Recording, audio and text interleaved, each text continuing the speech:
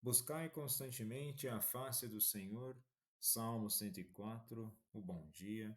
Em nome do Pai, do Filho e do Espírito Santo. Amém. Recorramos sempre à poderosa intercessão de Maria Santíssima, nossa Mãe, e de São José, o Justo. E buscar constantemente a face do Senhor é uma caminhada de confiança. Muitas vezes queremos enxergar as coisas por de fato, mas corremos o sério risco de não olharmos para a própria vida e as respostas das manifestações de Deus naquilo que acontece na nossa existência. E esse buscar a Deus, podemos refletir também com os Salmos 42, onde diz: Como uma corça suspira pelas correntes das águas, assim a minha alma suspira por ti, ó Deus. A minha alma tem sede de Deus, do Deus vivo. Quando virei e comparecerei diante de Deus? Vejamos, a nossa vida é um constante comparecimento ou apresentação na presença de Deus. A nossa alma, tendo sede de Deus, é preciso que de fato consigamos beber da água do Deus vivo. Muitas vezes criamos uma ideia do que de fato seja a vivência em Deus, colocamos uma expectativa muito alta, no entanto, na prática de vida, podemos nos decepcionar com as nossas próprias expectativas e não com Deus. É preciso então que essa busca constante ela seja alimentada pela luz do Espírito Santo para darmos seguimento na nossa caminhada. E a caminhada se faz de desafios.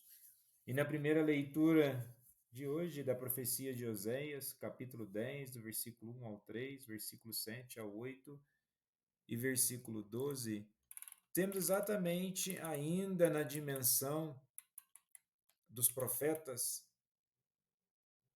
um chamado de advertências e exortações ao povo de Israel. Interessante como começa. Israel era uma vinha exuberante que dava muitos frutos. Quanto mais frutos produzia, mais multiplicava os altares pagãos. Quanto mais rica era a terra, mais belas fazia suas colunas sagradas. Mas temos aqui logo de início uma prosperidade mal direcionada, onde Israel é comparado a uma videira frutífera.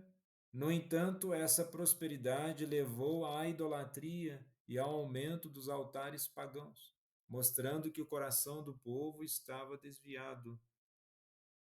Vejamos, é sempre preciso tomar cuidado com o espiritualismo material, achando que é somente pela manifestação material das coisas que Deus nos dá a graça. Mas não é por aí. Primeiro, a conversão da pessoa passa por um processo intrínseco, ou seja, interno profundo. A manifestação das bênçãos é interior, é na espiritualidade. Pode remeter a uma consequência externa, mas é preciso que o coração e a consciência estejam verdadeiramente fidelizados ao projeto de Deus. E na sequência, temos as consequências da infidelidade. Deus, através do profeta, anuncia que Israel enfrentará as consequências de sua infidelidade. A destruição dos altares e colunas sagradas simboliza a ruína da falsa segurança e das práticas religiosas que se afastaram de Deus. Vejamos bem, a nossa ruína, ela é consequência de nossas escolhas. Muito daquilo que achamos que Deus tem que simplesmente resolver em nossas vidas tem também a nossa responsabilidade de resolução. É preciso um alinhamento ou de fato, uma conversão daquilo que estamos fazendo a Deus. Queremos muitas vezes que Deus ele resolva todos os nossos problemas numa mentalidade mimada,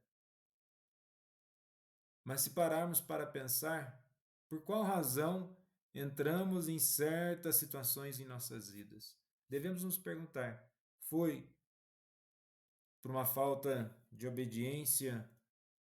Foi por um desvio de conduta? E se assim foi, há tempo, há esperança para retomarmos o caminho e recomeçarmos. Mas recomeçar não quer dizer que as consequências vão ser anuladas. É preciso então coragem para retomar o caminho.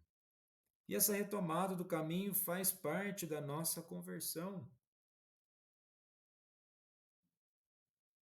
É interessante refletirmos sobre uma frase de Santo Agostinho. Ele diz assim: o Deus ou aquele que te criou sem ti não conseguirá te salvar sem ti. Ou seja, a salvação vem de Deus, mas somente conseguiremos ser salvos se de fato participarmos. E o evangelho de hoje, em Mateus 10, do versículo 1 ao 7, onde apresenta o chamado de Jesus aos 12 discípulos para continuar sua missão, a nossa conversão também tem a dimensão da missão. O número 12 evoca as antigas 12 tribos de Israel e indica que um novo povo de Deus está nascendo. De diferentes culturas e condições sociais, os 12 formam o núcleo da comunidade de Jesus, fraterna, solidária e aberta para anunciar o Evangelho por todo o mundo.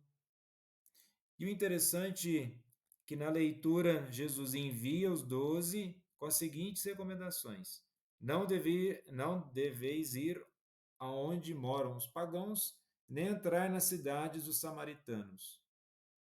E diante as ovelhas perdidas da casa de Israel. Vejamos, Jesus não está proibindo de ir aos pagãos, ou seja, aos gentios ou aos samaritanos. Ele não está proibindo, mas ele coloca uma ordem. Primeiro as ovelhas perdidas da casa de Israel e depois em outros territórios. E assim os discípulos fizeram. Tanto que a expansão do cristianismo ela ocorre, basta lermos em Atos dos Apóstolos a constante pregação dos discípulos no território de Israel, onde muitos desses aconteciam em Jerusalém, ainda próximo ao templo, e depois há uma expansão em outros territórios. Não se trata aqui de uma contradição, simplesmente coloca uma ordem daquilo que era preciso ser feito, assim como devemos também ter uma ordem daquilo que buscamos espiritualmente.